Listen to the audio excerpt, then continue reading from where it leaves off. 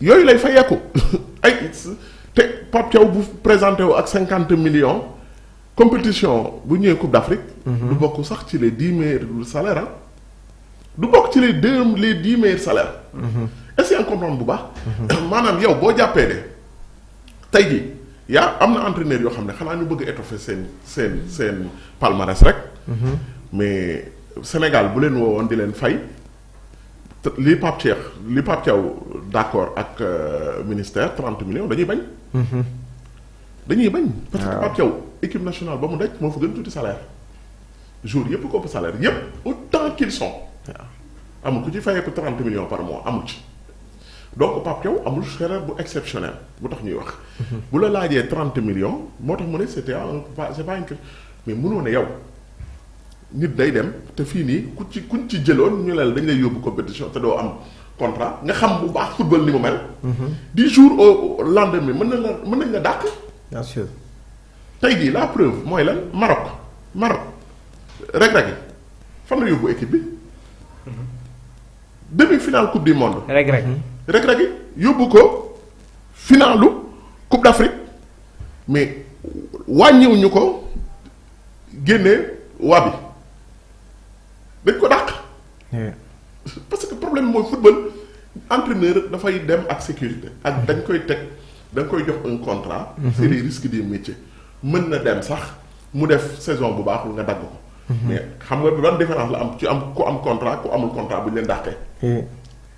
xam nga ban différence la am. ku amul contrat boo ko dàqee mais doo ko fay risque doo ko fay dara. mais ku am contrat boo ko dàqee da nga koy fay loolu moo tax muy ànd ak xel buy dal buy entraîner club bi. Idi beneen point bi nga xamante ne tamit bëggoon naa si wax. oui. mooy la gestion des cadres.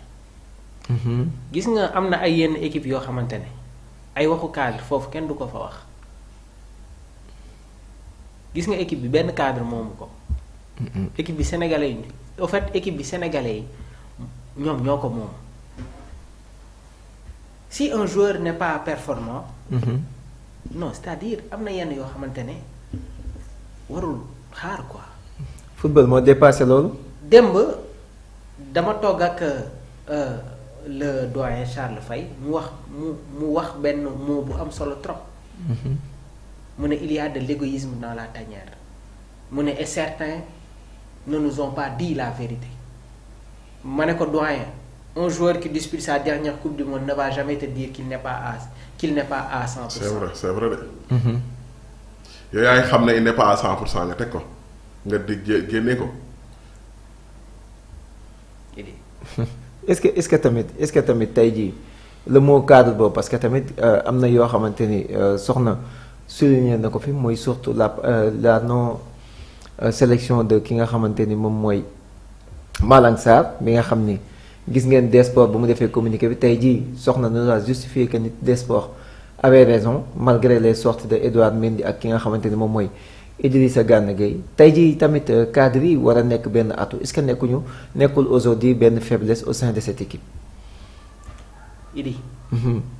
yow am na ay yenn information yoo xamante ne soo si amul exactitude soo si amul ku lu leer. du génn de. bien sûr mbir nag mun na xaw coow am ak pëccëxoo. sénégalais yi dem ba si biir ne pourtant de waxoon nañ ko. lu bari mi ngi commencé di feeñ ala kulli al dëgg rek kay mujj. mooy mujj te gis nga problème yi ñu doon wax avant coupe du monde yépp bis dina ñëw lépp feeñ. te am na yoo xamante ne nag mi ngi commencé di rot. moo tax tout le temps damay wax nit ki moom si looy mënti nekk. demal toujours ak objectivité. bien sûr man su fekkee damay toog plateau Sport Live 221 di wax leneen lu wute ak lu dul dëgg. non kon dootuma toogati fii nii parce que man. je suis quelqu'un de libre Idi. dans ma perception man li ma jàpp ne li nekk sama xel ma jàpp ne loolu moom mooy dëgg su ma toogee dama koy wax. après nag les Sénégalais sont libres d'apprécier mais man ni ma libre ci sama appréciation damay nangul cette liberté bi nga xamante ne aujourd'hui ñi ñuy seetaan am nañ ko. mais am na leen loo xamante ne waruñu toog ba ci contexte bii nii muy sulleeku waat wala ñu koy dégg. mais dama ne équipe bi. Sénégalais yi ñoom ñoo ko moom le contribuable. Est-ce que yaa ngi may dégg. bien sûr du cadre moomu équipe du coach moomu équipe. du dirigeant moomu équipe bi sénégalais yi ñoom ñoo ko moom. donc nous si on a des choses à dire dama koy wax mais aujourd'hui il y a des failles yi nag ci kaw la jóge am des répercussions tey jii ba si suñu équipe ma waxaat ko lii mooy dëgg maintenant il y a des choix yoo xamante ne nag dañ koy remettre en cause parce qu'on est dans le football.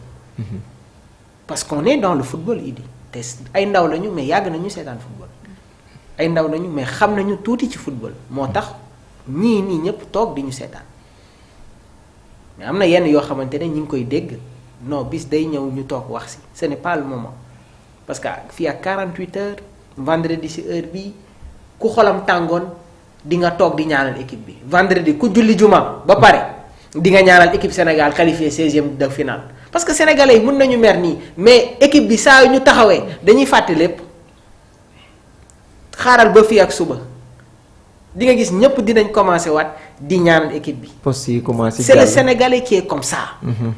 donc ñoom tamit su ñu nekkee ci benn état il faut les comprendre.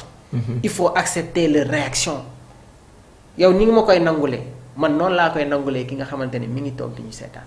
aujourd'hui depuis démb laa la wax nit yi dañ ma woo ba heure bu nekk parce que man les décalages comprendre ma ko 2 heures du matin 4 heures du matin sama téléphone da doon sonné damay jël te ku ma woo damay wax ak yow déglu la sama xol neexul sama lii équipe bi warul demee nii je prends le soin de t'écouter parce que quand j'écoute j'apprends ça me permet quand même voilà aujourd'hui d'avoir d'autres notions yi wute ak man li nga xamante ne moom laay dem di gëstu mais les Sénégalais aiment l'équipe vendredi ku dem julli juma di nga ñaanal équipe bi match bu décisif bu ñuy xaar ku julli juma di nga ñaanal équipe bi musulman beeg catholique beeg fu ñu mën toog xam naa ne vendredi ci heure bi day ñaanal équipe bi mais maamu tamit leen tamit bëgg naa trop ñu wax ci problème mu peut-être que en fait parce que démb Yoro Mangara moo ngi koy wax ci la présence xam naa ne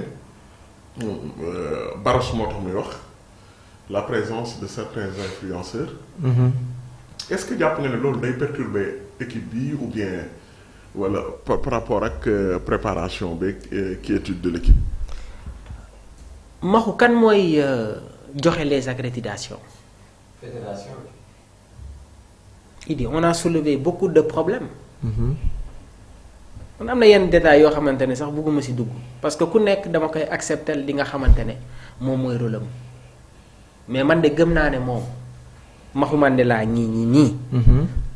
Sport Live 221 ku fi toog nga ne journaliste nga soo amulee approche peut-être mun nga toog benn yoon mais doo fi toogaat parce que moom day jàpp ne que ñi fiy toog ils sont des professionnels dans le traitement de l'information Idi tout no suñu émission yi c'est préparé ici. avec des conducteurs des points précis. mais information bu ñu maîtriser wul. kenn amul sañ-sañu toog fii nii naan yaa ngi si débat. mais ñoom nag fédération bi bul fàtte ni ñoom influenceurs yi ñoo leen. campagne ma ne loolu moo tax ma commencé foofu ma ne la kan mooy joxe les accréditations parce que si tu n'as pas une accréditation tu n'as pas accès. te ñoom pour man. tu n'as pas accès Idi. pour man Yoro. pourquoi ce problème. am na benn influenceur je vais taire son nom je pense contre bi ñuy convoqué contre Gambie beeg yooyu mooy bi problème mu Nobel Mendy beeg Malang Sarr bi amee woon mais boobu noonu am na benn influenceur 30 minutes avant 30 minutes dafa génnee 26 biy génn 30 minutes après. Pape Thiaw joxe même 26 mais yow te un influenceur. mais journaliste mun yow dafa am loo xam ne dañoo gagné Coupe d'Afrique mais daf ñoo toppoon. mais gis nañ benn influenceur bu dugg ci góor ñi naan kii nee na yow la noba mais what the fuck it that. fi ñëw pour nobante. am na benn influenceur benn actrice bu nekk ci di woo kii mais am na yooyu noonu boo ko yóbboo Coupe du Monde rek benn actrice. influenceuse bu dugg ci équipe nationale di ëpp Ismaïla Sarr naan kon xaw ma lan kii wu gel kii nee na yow la nopp nekk nee mais what the fuck it that ñu ne fi ñëw pour nobante. ñu ne ñëw pour football man dañuy xas Baros mais Baros man amul lu ma koy reprocher. trop de respectation non Baros c'est quelqu'un de très respectueux. équipe léegi football fi mu toll équipe Barça am na ay influenceurs yoo xam ne dañuy signé ak équipe club bi. c'est des influenceurs. man je pense que ne Yoro Mangara li muy wax c'est beaucoup plus de la frustration personnelle. ci Barros mais quoi qu'on puisse dire c'est quelqu'un boo xamante ni il s'est pas construit nii rek on l'a vu depuis longtemps muy suivre avant muy signer ak équipe nationale il suivait les joueurs de l'équipe nationale kenn par kenn ku ci nekk mu lay fekk fa nga dëkk. te xoolal maxu am na loo xamante ni dama koy wax fii. benn yoon laa mës a am accréditation su Sénégal xewlewee xam nga kañ la woon. bi Pape Thiaw di publier sa liste. bii passé. lii tey laa koy soog a wax. te. benn yoon laa mës a am accréditation. bu jógee ci fédération sénégalaise de football bi ma dalee toog ci plateau di wax ci football Sénégal ba tey benn yoon laa ko am. su match xewee on s'organise ñun fii dañuy organiser wu ma ko génnee budget su fekkee équipe bi day dem ñu génnee transport calculer suñu ay propres moyens dem. Sport Life n'a pas de sponsor on n'a pas de partenaire. tolloon nañu ci benn moment boo xamante ne on avait des problèmes avec la chaîne. ma ko ne léegi sax émission yi dañ koy arrêté. je me suis opposé ma ne ko émission yi kenn du ko arrêté parce que nous sommes des passionnés dans ce que nous faisons parce que ñun li ñuy def nii Idi. dañu dem jàngi ko. parce que ku taxaw ne ñu génneel diplôme dañ lay génneel ay diplôme. dañ lay génneel diplôme. man sama première approche du journalisme de droit des affaires moom laa dem def jóge fa dem defi droit université Hampâté Bâ université catholique des États de l'Afrique de l'Ouest UCAO. jóge fa dem defi marketing et communication defi journalisme. donc tey jii nii on a des documents yi nga xamante ne fu ñu taxaw fu ñu ko génnewee les gens vont nous respecter mais benn yoon laa mës a am accréditation bu jógee au niveau de la fédération sénégalaise de football. bi Pape Thiaw di publier listam bii coupe du monde bii nii la lii tey laa koy wax. Maxu Mandela est-ce que sax du moom du tey la koy soog a xam. après ñu ne ñun non c'est-à-dire on a. quand même man parfois même dama koy c'est lenn mën naa ko def seede Mamour c'est quelqu'un boo xam ni à chaque fois que peut-être que ni muy waxee ni sax la situation bi c'est l'un des premiers défenseurs de Pape Thiaw. ñun fii bu ñu daan xas bu ñu ko bëggee bu mer dañuy attaquer Pape Thiaw. donc et l'équipe nationale man juste pour dire que ne y a des gens qui aiment l'équipe nationale. loolu c'est des faits. yéen vous le faites li ngeen di liggéey fii du luñ leen fay ce que vous faites pour l'équipe nationale ñun on a pris l'option que ne du ñu wax lu dul ci équipe nationale. c'est l'une des rares chaînes yoo xamante ni du ñu wax lu dul ci équipe nationale du Sénégal. bu ñuy wax ci yeneen kii sax dañuy survoler mais on parle de la performance des Lions. ak fépp fu ñu mënti nekk. léegi dafa am solo fédération bi am une organisation parce que bu ñu demee bay xas. naan ay influenceurs. pour man la cible ki wax noonu. ki mu ciblé c'est pas une cible dérangeante. parce que il fait du bon boulot te yaakaar naa ne. bu ko fédération bi waxee jox ñu sa image danañ koy jox. mais fédération bi moo war a am une politique digitale. Une politique digitale du rek publication nii déedéet une politique digitale c'est toute une stratégie et on a vu même que ne loolu tamit war nañ ko laaj.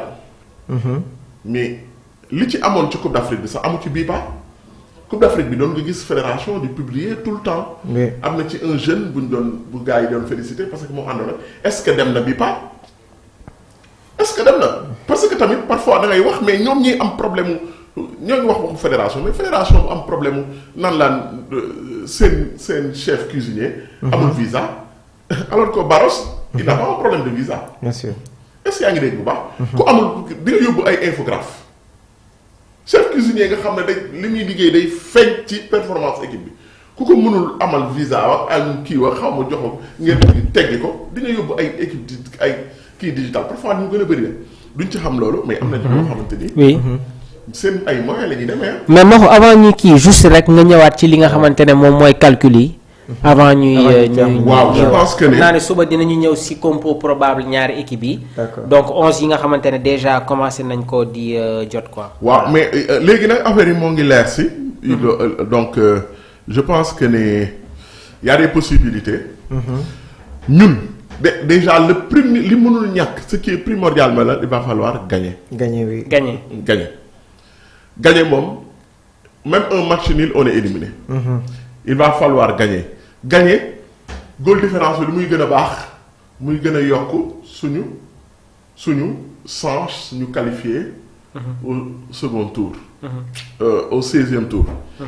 léegi premier cas bi mooy lan Mexique ak République tchèque ak mooy poule booba Corée il faut que Mexique batte République tchèque Corée du Sud batte Afrique du Sud loolu bu amee ñoom du ñu am meilleur troisième. meilleur troisième donc am na tamit beneen cas ci poule Côte d'Ivoire bi. Côte d'Ivoire yi. bu Allemagne gagné Équateur.